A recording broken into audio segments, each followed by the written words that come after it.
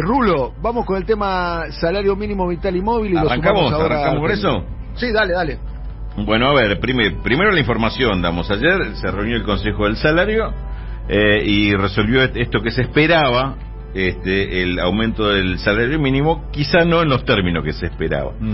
El salario mínimo estaba, la última modificación que le correspondió por lo que se había resuelto el año pasado fue ahora en el mes de febrero, porque también en su momento se hizo un aumento así escalonado que dejó este salario en 121.800 pesos, algo así es. La última cifra se me escapa. Pero el aumento, ¿cómo es? Este aumento del 35% que se resolvió ayer. Empieza con un 9% en abril. Este mes, 21.600, acá tengo la cifra, 21.600, sobre esos 21.600 hay un 9% en abril. Después siguen aumentos mensuales, mayo, junio, julio y agosto. Hasta ahí llegan los aumentos mensuales, que en total son 5 con abril. Y estos aumentos serían del 4, 3 y 5% por mes. Eso hasta el mes de agosto, donde se dan los aumentos mensuales. Hasta ahí llevamos un 25%.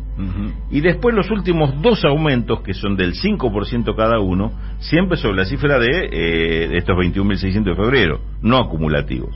Siempre ese aumento es el mismo aumento de 35 partido. Entonces el cálculo siempre se hace sobre el valor original. Los últimos no se aplica sobre la suma. No es que te aumenta el 5% un mes y al mes siguiente tenés un 4% sobre lo ya aumentado. No, es un mismo aumento sobre los 21.600 repartido en 7 cuotitas.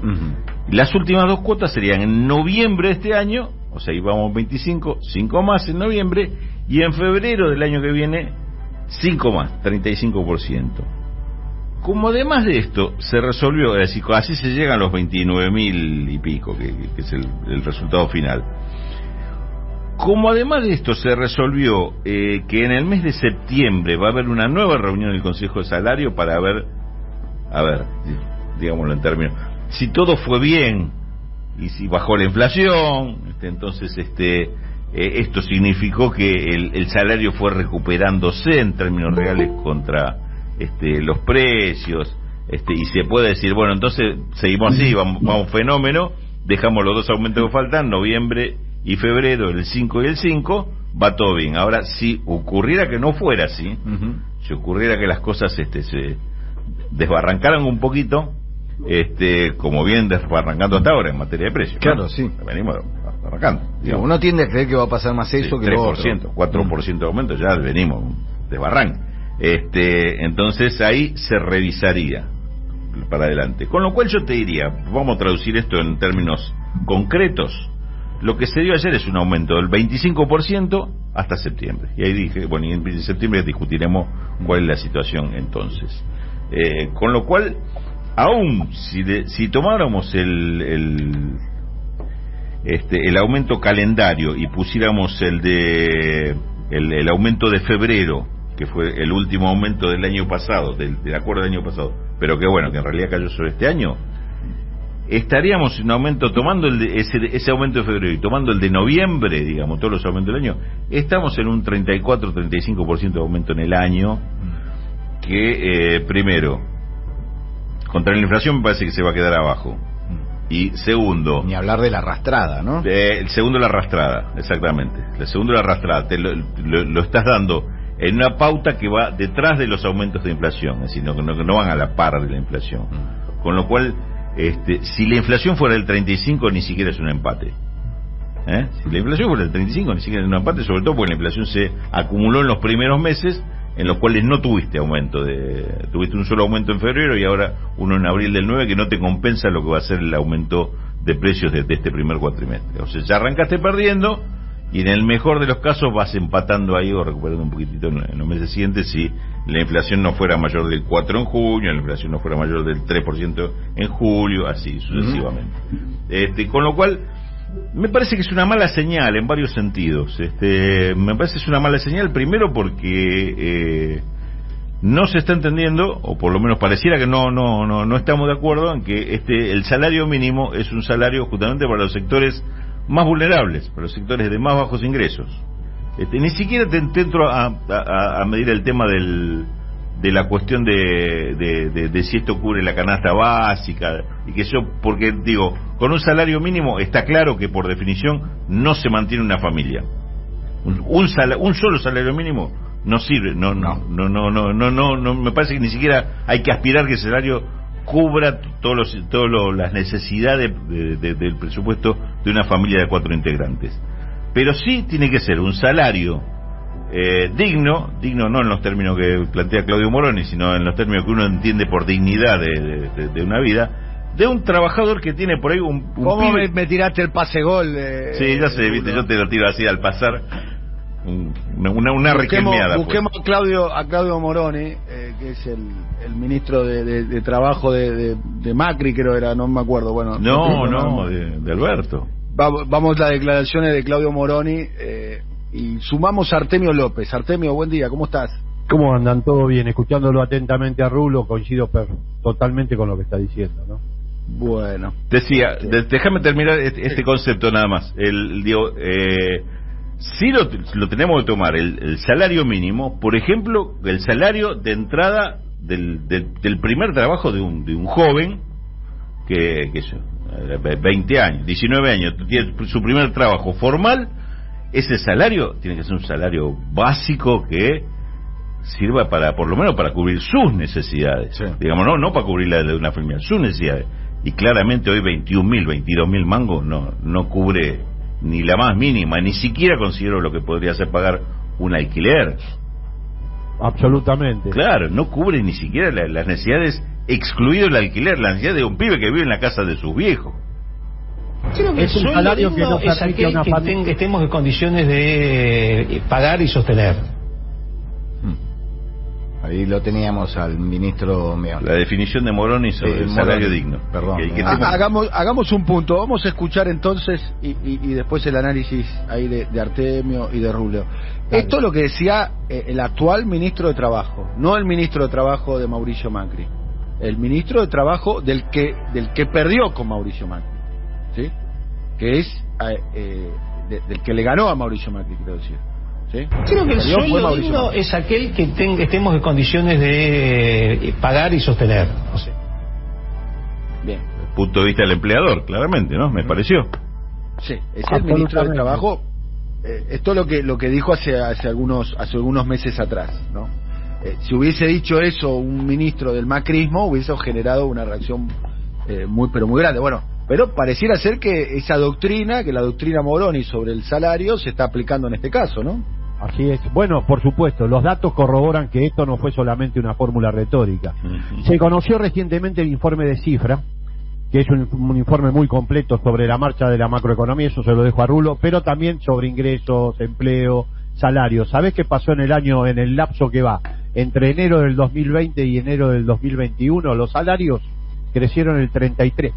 Los salarios promedio formales e informales crecieron un 33.2% según la encuesta permanente de hogares del INDEC. Repetime el periodo, Artemio. 33.2% entre enero del 2020 y el mismo mes de 2021. Ajá. Los salarios crecieron 33.2, perdón. Sí. El índice de precio a consumidor en ese mismo lapso creció 38.5. Claro. Y los precios de alimentos y bebidas lo hicieron 42.3. O sea que efectivamente el salario está perdiendo con respecto a la inflación. La señal que da el salario mínimo vital y móvil no solamente se corresponde con el salario mínimo vital y móvil, que va a permanecer por abajo de la línea de indigencia para un hogar tipo cuando se efectivice los 29.000 pesos en febrero del año que viene. La línea de indigencia ahí va a estar cerca de los 32.000 pesos. Sino que es una señal general de cómo evolucionan los salarios en conjunto bajo esta orientación económica, por abajo de la inflación 5 puntos y por abajo de alimentos y bebidas casi 10 puntos. Sí, o sea, lejos de recuperar, me parece que así como está planteado va a marcar que va a ser un nuevo año de retraso del salario frente a los precios, ¿no? Así es. Y ya sería el 6º año consecutivo, ya vamos con 5, 4 de Macri y 1 del primer año del actual gobierno. Sería un 6º año de que no solo no hay recuperación, sino que todavía puede ser que se retrase unos puntitos más. Exactamente. Bueno, es evidente que este aumento que dieron del 35%, vamos a ver si empata con la inflación general, ni hablar de alimentos y bebidas. Sí. No, yo no creo que empate, pero vuelvo a insistir, cuando se complete la actualización de los 7 aumentos pactados, si es que no se corrige en septiembre, veremos, va a caer por abajo de la línea de indigencia nuevamente el salario mínimo vital y móvil. Tenemos un gobierno peronista que tiene el salario mínimo vital y móvil fijado por abajo de la línea de indigencia de un hogar de 4 miembros. Es inédito esto en la historia reciente. El kirchnerismo siempre lo tuvo por arriba. Bueno, Néstor siempre elevaba el salario mínimo vital y móvil como una señal para el conjunto de la masa salarial. Tal cual. Rulo, repetime el dato de a cuánto tendría que estar hoy el salario mínimo vital y móvil para tener la capacidad de compra que tuvo en el diciembre del 2015 cuando Cristina dejó de ser presidenta. 35.000 pesos. ¿Y hoy está? 21.600, ahora con un aumento del 9%, es decir, o sea, ¿cuánto sería? 2.000 pesos más. A ver, 23 lucas. Yo no soy especialista en el tema, ¿no? Pero ustedes saben que conozco el precio de los alimentos y demás, hago las compras y demás. Pero si es el 9% ahora en abril al salario mínimo vital y móvil, si la inflación del primer trimestre fue el 12%. Pero por supuesto. Pero además, Daniel, ya viene con un atraso de por lo menos 8 puntos. No te olvides que el año pasado hubo 36.1% de inflación y la actualización del salario mínimo había sido 28%. Es vergonzoso lo que pasó, ¿eh? Yo no sé cómo se atrevieron a afirmar esto, sobre todo los representantes gremiales. Vos sabés que, aparte, hay un criterio que a mí me llama mucha atención y me preocupa también, ¿no? Que es el tema de que pareciera que, digamos, esto que estamos relatando, el tema de cómo se va retrasando y se retrasan cada vez más y se acumulan los retrasos, pareciera que no se considera que el salario mínimo afecta justamente a los sectores más vulnerables. Por ejemplo, cuando hablamos de jubilación, siempre los aumentos de jubilación mínima se busca que vayan por encima de los aumentos de la jubilación en general, porque se supone que son los sectores que están en el piso, jubilación mínima, entonces, bueno, garantizarle la sobrevivencia de esos sectores. Ahora, en el salario mínimo no se tiene el mismo criterio. No se tiene el mismo criterio. Digamos, desde esta postura, como dijo bien Artemio, si uno ve la historia de los últimos 20 años del salario mínimo, se nota que hubo, anterior a 2003, también una caída como está sucediendo ahora. Cuando lo tomó el kirchnerismo le pegó un salto tremendo para arriba, una recuperación, y después vuelve a caer. 11 años sin tocarse estuvo antes de Néstor, el salario mínimo. Mirá, 11 años sin tocarse, sin modificarse. Así es. Claro. ¿Te das cuenta? Digamos, cómo en esto juega el criterio para qué significa el salario mínimo y para qué se utiliza. Evidentemente hoy no estamos retomando el criterio que le dio el kirchnerismo a ese salario mínimo, y sería el criterio lógico desde un enfoque peronista o de un gobierno popular, dicho en términos más generales. Y yo ya no me meto en temas que competen a Rulo, pero esta señal acerca del salario... pero lo bueno es que se está cobrando el aporte extraordinario a las grandes fortunas, y la verdad que el gobierno se está poniendo esa recaudación al hombro, la verdad que bueno. mucho no pesa esa recaudación. No, pero además conceptualmente lo bueno es que está dando esa batalla hasta el final, ¿no? Porque ¿cómo es que dice los últimos primeros, ¿no? ¿Cómo es que decía el presidente cuando asumió? Los últimos primeros decía, ¿no? Algo así. Primero los últimos. Sí. Primero los últimos, bueno, por eso. Primero los últimos, decía. Primero los últimos, bueno. No, lo que pasa es que es una señal también bastante compleja, y en esto apelo a Rulo, que para garantizar y para consolidar el crecimiento económico, ¿qué tipo de crecimiento queremos? Porque el 70% del crecimiento económico está vinculado al consumo doméstico, y el consumo doméstico está vinculado al salario. El 80% de los hogares recibe como ingreso fundamental el salario de uno o dos miembros, depende de la composición del hogar, no importa, pero los salarios son el motor de los ingresos familiares, que al mismo tiempo son el motor del consumo doméstico. ¿Cómo es posible que tengamos este nivel de atraso de los salarios con respecto al aumento de precios. Es muy notorio, pero ya no del salario mínimo, del conjunto salarial, 5 puntos por abajo de la inflación, aterrizó medido enero del 2020-2021, y si tomás alimentos y bebidas, que es la verdadera inflación de los pobres, de los sectores populares, está 10 puntos abajo. Con este tipo de política, no sé cuánto crecimiento económico, no sé si va a haber crecimiento económico, y si lo hubiera, que yo creo que va a haber, va a ser un crecimiento económico que va a ser para pocos, lo van a ver muy pocos, efectivamente, traducido en mejoras en las condiciones de existencia. Vos sabés, Artemio, que me preocupa mucho esto, porque yo creo que es lo que va a suceder. Vamos a tener en los indicadores, en la macro y qué sé yo, tasas de crecimiento económico importante, pero basado no en lo que se debe basar de acuerdo al modelo de desarrollo que uno esperaría sobre el consumo interno. Vamos a tener crecimiento económico porque va a haber buen nivel de exportaciones, va a haber buen nivel de venta de sectores como el automotor, va a haber buen nivel de demanda de maquinaria agrícola, por ejemplo, e insumos agropecuarios. Entonces va a haber un crecimiento de los sectores muy concentrados que te mueven la aguja en cuanto a la medición del PBI, pero no te mueven la aguja en cuanto al bienestar general, salvo que ahora que empecemos a creer ahora en la teoría del derrame, porque este es el problema también, que era previsible, que se iba a suceder con la pandemia, pero ahora se extiende a otro tipo de problemas también de enfoque, que debías dar las señales para elegir qué modelo de desarrollo querés en la recuperación económica, porque ahí es donde te define cómo distribuís la recuperación económica, y la verdad que las señales no son buenas, son muy preocupantes, tanto en cuáles son los sectores que se van recuperando primero y cuáles van quedando relegados, como en este tipo de señales, que como qué haces con el salario mínimo o esa indicación del piso salarial frente al tema inflación. Y déjame decir algo desde el punto de vista político. Hay mucho silencio, también. Mucho silencio de muchos sectores del frente de todos que deberían hablar, deberían marcar su diferencia. Bueno, no pueden callar esto, Daniel, eso ya lo advirtió, lo advirtió Cristina. Lo advirtió Cristina en el Diego Maradona, diciendo crecimiento que no se lo apropien 4 vivos. Está bien, sí. Dijo varias cosas ese día, ¿no? Dijo varias cosas, ¿no? Bueno. Dijo que los que tengan miedo, que se busquen otro laburo, ¿no? Así es.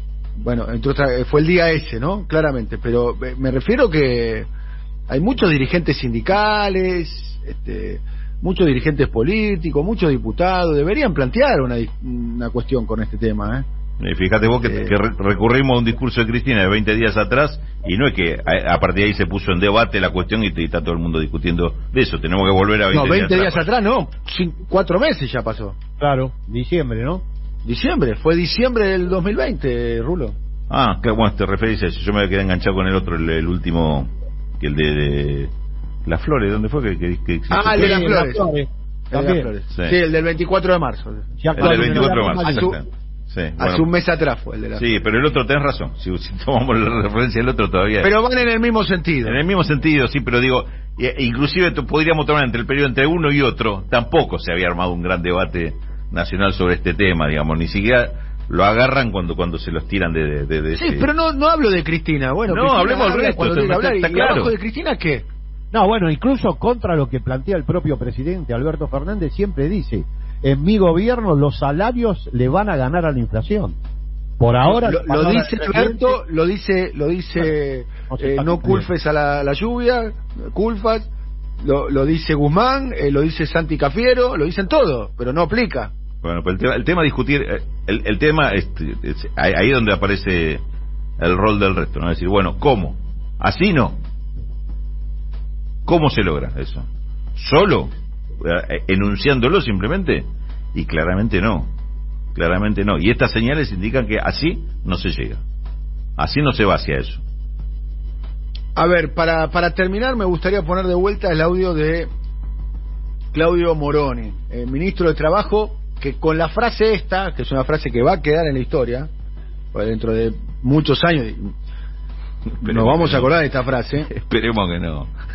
Bueno, va a quedar en la historia, porque es una frase. Si la hubiese dicho un ministro del macrismo. Bueno, pero si se superara la situación, no quedaría en la historia. Bueno, si lo hubiese dicho un ministro del macrismo, ustedes en página 12 lo ponían en tapa, ¿eh?